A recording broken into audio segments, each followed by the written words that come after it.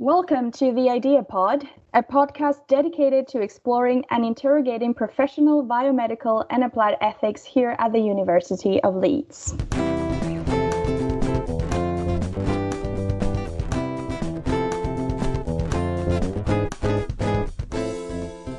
Hi everyone, thank you for joining today. I'm Gabby. For any new listeners, I am one of the hosts and a postgraduate researcher in AI and data ethics at the Idea Center. In this episode, we're going to take a look at some data privacy issues and cybersecurity that have arisen or have been amplified by the limitations imposed by the COVID-19 pandemic. Joining me today, we have a special guest, Andrew Dyson, Global Co-Chair of DLA Piper's Data Protection, Privacy and Security Group and Managing Partner here at Leeds. Welcome, Andrew. Thank you, Gabby. It's a pleasure.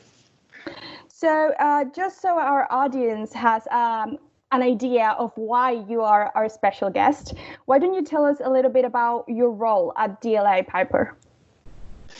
Indeed. So I lead our data protection and cyber practice, and I've been working in the field of data protection for over 20 years now. And for many of those years, data protection was a little bit of an esoteric subject, but it's become, particularly with the GDPR and cyber breaches and various other things that have been happening over the last 5 or 10 years, it's become much more front and center of practice for us. And it's given me the opportunity to work with a very wide range of organizations, right through from sort of tech startups through very large corporates, banks, insurance companies, and actually some government agencies as well. So a real mix across both in the UK and internationally. So looking at things like global airlines and hotel companies as well. So we sort of see a real range of organizations all dealing ultimately with the issues of capturing, analyzing, sharing data and the risks that come with that, both from a privacy perspective, and we look a lot around the kind of issues of data protection and privacy, which are regulated in many different ways in different countries, but increasingly also people effectively attacking systems and extracting data, which could then be put to malicious use, and the impact that that has for businesses, again, from a legal and a regulatory perspective. So we do get to see a broad range of issues with particularly new technologies coming out as well, and the kind of the risks that they give rise to in this space, and sort of working through the impacts of those. And I think that's particularly relevant to this conversation we're going to have today. Yeah, I mean, I think, well, this is great. We basically have an expert on these issues. And so the two main topics we're going to discuss today have to do with cybersecurity, trust, and teleworking, and also coronavirus mobile apps. So let's start with remote working, or teleworking, as some people like to call it. So just to have an idea, the problem that a lot of people complain about is that they are being forced to move and operate without testing, without planning, or any type of adjustment into a remote sort of teleworking. So there are unique cybersecurity challenges. There are instances in which there is a weaker cybersecurity because they don't have any type of institutional design on any type of planning, because we're rolling with it. We're in a pandemic situation that forces us to take very quick and very prompt decisions. So one of the aims that we should be looking for is ensuring confidentiality, integrity, and availability of the company's systems and data. How do you see these issues developing in the experience you have, and how you've seen it in companies struggling with it? Sure. I mean, it's a great area to think about, because what's happened with the pandemic, of course, is that everything's been turned upside down. Most organizations have had almost no time to kind of work out how to address issues, but have kind of gone into survival mode. So I think the most sophisticated organizations have been through sort of emergency contingency planning, and in my experience are reasonably well prepared for this. And so they were able to flick a switch and get their workforce to work from home. They all lifted their laptops, they went home, and they knew how to work safely and securely from a remote environment, and they've got sort of secure logins, and all their data can be accessed in a secure environment online. And there are always risks about the environment. We'll come back to that, but broadly, more sophisticated companies had proper contingency planning and knew how to address this quite simply. The challenge you've got is with those organisations that have not had the opportunity to do that level of sophisticated business continuity. So they've sort of said, well, actually, we can carry on getting our business going by sending our workers to work from home if they're office based, but it might be ask someone initially at least to work from their own home PC, where they may or may not have proper authentication models to get access to the systems.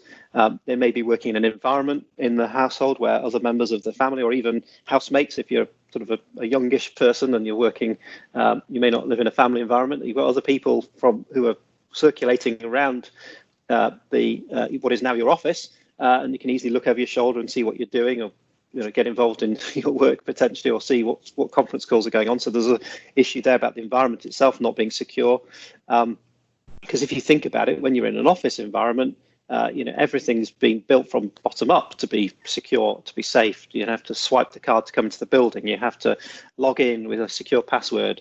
You have to, to get access to information and data. It's all very carefully worked through. But what we're seeing now for these organisations who are maybe less sophisticated is a bit of a bootstrap operation where they just sort of look, let's get on and make it work. So yeah, having people work from potentially their own infrastructure, their own iPads, their own laptops, not the work one, potentially using things like Dropbox and Google Drive and OneDrive and things like this to store documents or share information, because it's the easy way to do it, where the office-based IT isn't quite up to it.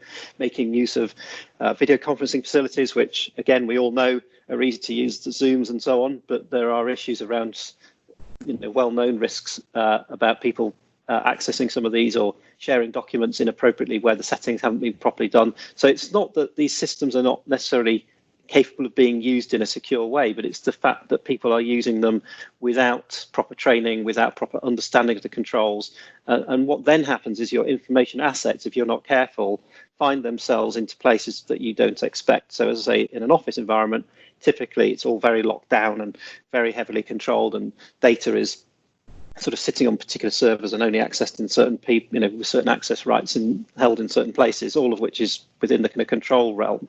But what's happening during the COVID situation is people are breaking down some of those boundaries just to kind of get the thing moving, get the businesses going, and not thinking through or being aware of the potential implications of effectively information assets sitting outside the secure office environment. And to some extent, we won't necessarily know the full implications of that for several months until people become aware of, that database or Excel spreadsheet, why was that sitting in that Dropbox environment, which was not necessarily properly secured, and someone's got access to it, and now it's sitting on the dark web. So all these things kind of have a long tail to them.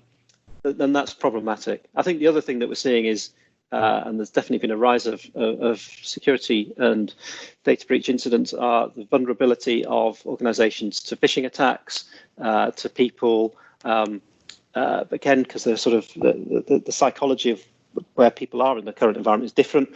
If they get an email from what looks like their managing director say, we're facing a bit of an emergency over here, we need to send funds from A to B to pay for this, your immediate instinct is, oh my God, no, we need to help the business, we need to do this, and you sort of make the payment transfer, and it may be a fraudulent payment transfer, of course, and the natural controls, the natural suspicions that we would have had pre-COVID have gone away, and so we're seeing that sort of psychological effect as well, which is creating quite a lot of vulnerability to people who are just reacting in this, as I say, survival mode, but in doing that, the natural caution and the natural guards and the controls that were historically in place are falling by the wayside. And I think as the third thing that I just mentioned, just quickly on this, which again hasn't really been well thought through, is in many countries, in the UK, there's a scheme for furloughing staff, so asking certain people whose jobs are seen to be more maybe redundant, or they can be sort of to reduce the financial pressures of the current situation. People are being asked to stop working, and some of those people that have been asked to stop working that we've seen are being IT security people or people whose jobs it is to maintain some of these protective boundaries. So if you are in a company where that's been happening, again for economic reason, you are actually weakening your controls as well. So that's another factor. Yeah, it's interesting that you mentioned that vulnerability, because one of the things that is widely discussed from an ethical perspective has to do with data illiteracy, which refers mainly to this lack of knowledge. What you were saying is, we can be aware of things, but sometimes we don't have the skill set to deal with cybersecurity issues when sometimes there is a problem about data management or cyber hygiene.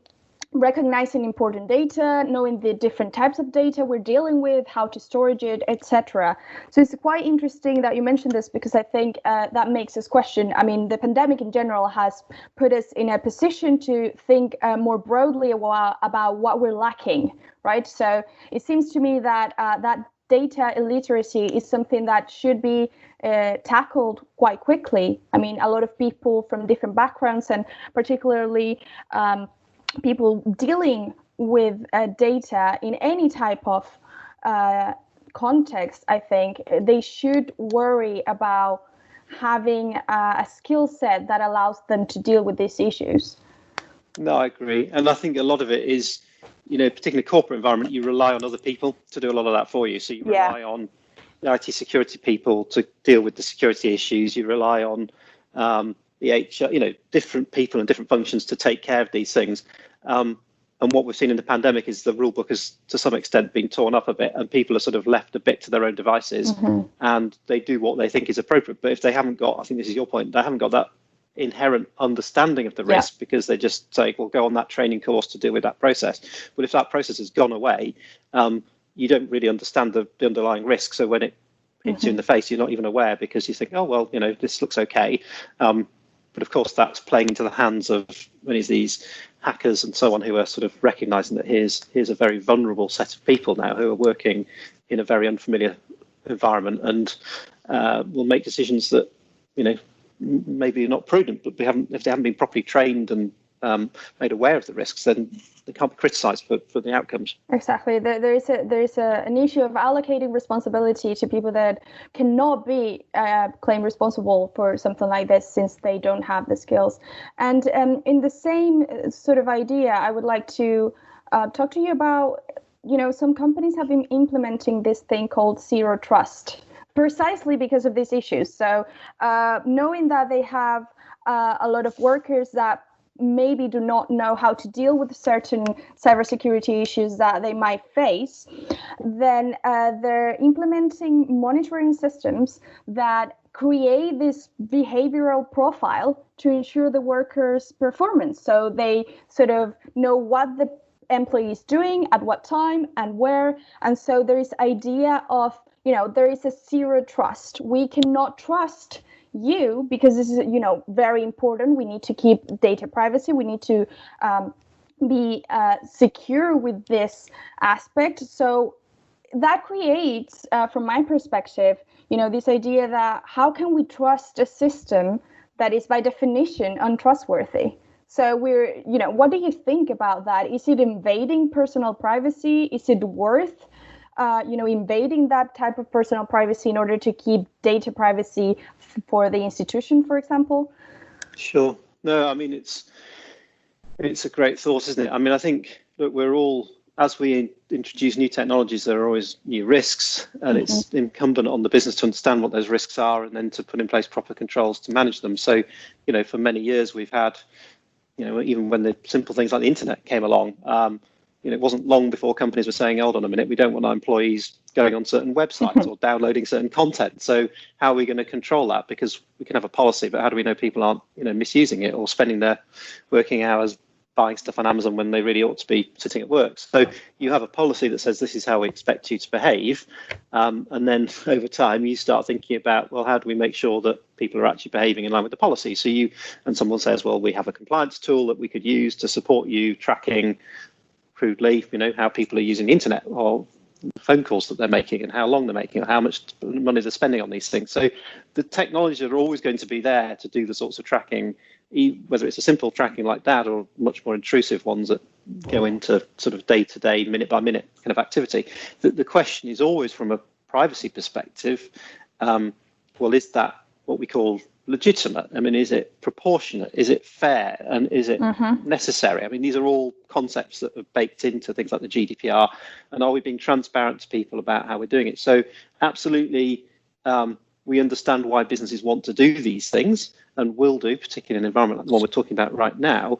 But they haven't got a free rein to do it. If you look at existing privacy laws, they have to balance out bluntly the benefit to the business of doing the monitoring to maintain compliance and protect against risks with the personal intrusion that it might have on the privacy rights of the individuals. And they have to kind of cross this boundary that we talk about of necessity and proportionality and fairness. And so, they should be, and I'm not saying they always do it, but they should be doing a balancing test and looking at these two competing issues and coming up with what's ultimately a fair structure that sort of says, well, actually, these are known to be significant risks, and therefore these aspects of the monitoring are genuinely appropriate and they're not intrusive, and therefore that's okay. But we're not going to stray into this zone over here. But the really interesting thing is different companies in particularly different countries and different cultures will take a different view. So the privacy laws in Europe are reasonably strong in this area and protective. But if you go into other jurisdictions and other countries, then they may not be so. So the sort of the tolerance levels are socially and legally quite different. And just wondering about that, just to wrap up this section, what about trust? So there is a whole issue regarding trust. In this case, well, the zero trust thing has to do with, not trusting workers, but there is this general feeling of not trusting technology. What is your perception about how we're dealing with these technologies, the legislation that is coming up, and our relationship with new data-driven technologies? Yeah, I think I often give the analogy of, I'm sure when the trains first came out in the 1830s, whenever it was, there were people who thought this demonic engine that was going to destroy the world. And if you got anywhere near it, it might explode and kill you. And of course, we all knew that, looking with hindsight, 30 years later, everyone's using trains and it's an amazing invention and it's cascading us all around the country and improving communication. So anything that's new that comes along and is always going to be met with a degree of suspicion. Building trust is key, isn't it? Because if people don't trust what you're trying to build and bring, it won't get very far. But equally, when we know whenever new technologies come along, people are suspicious. So it's a really delicate balance. But the truth and the trick is always going to be, and again, this is where, if I look at the laws and the regulations, they're always trying to encourage this, but they're always a step behind. It is to create a framework which says, implement it in a safe way, in a considered way, in a way which helps, particularly concepts of transparency, we think are critical, so that people really understand both what this technology is, but how it works, how it's been designed, so and be honest about any potential downsides or risks so people know what those are, but also the mitigation. So you're being really clear to people about, look, this is what this is why it's good. We recognise there are these potential issues, but this is how we've addressed it. So you're not trying to hide any of that away, and explaining it in simple language that is contextual to the way that people think and understand, so they can engage with it. So kind of transparency always really important. And the other piece that we always look at is kind of governance, so that you've got, if you're saying, we're going to deploy something, you understand what those risks are, but you're also putting in place proper controls to manage them, and that you are actually observing those. So it's all very well and good saying, we think this is a safe piece of technology, and with these protections in place, any risks and concerns you may have about trusting it go away. But you've got to have the governance in place to prove that you're actually going to adopt those controls, and you're going to monitor them and have an independent set of people within the organisation, or even externally from the more intrusive stuff, to give assurance that we are doing it properly, and particularly with some of the kind of the tools that are now being looked at around health, and we may come and talk about this, but the sort of health environment where you're looking at people's health data and how that might be used. People are very sensitive about this information, but if it's managed in an ethically safe and sound way with kind of trusted environments around it, you can achieve great things. Our interview with Andrew continues in part 2 of Challenges and Pitfalls of Data Privacy During the Pandemic, available now on the IdeaPod website.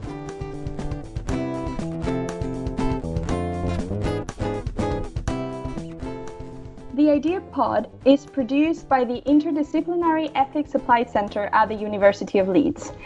Find out more at www.leeds.ac.uk/ethics. Music composed and conducted by Josh Armitage.